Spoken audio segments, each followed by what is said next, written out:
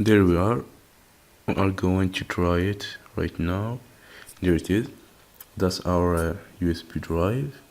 It's 190 terabyte. Let's see the properties. There they are. Yeah, we have here two. Yeah, that's it. It's a 2 terabyte. Yeah, let's see it. There it is. It seems good, but we have to try to copy something to it, to write in it, and to read from it, and do the opposite. We can go to our local DSD and take. There we are. We are going to try it right now. There it is.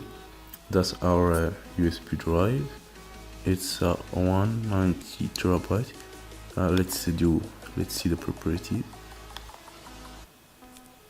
There they are. Yeah, we have here two. Yeah, that's it. It's a 2 terabyte. Yeah, let's see. In my laptop, that is a Core i5. The speed goes like this. Yeah, it's kind of I can see slow, but there is things that are running. We will try to close the other things to see if it will go faster. No, it isn't going faster, so I think that's the right speed. Yeah. Now we will try to do the opposite. We will try to take this one from here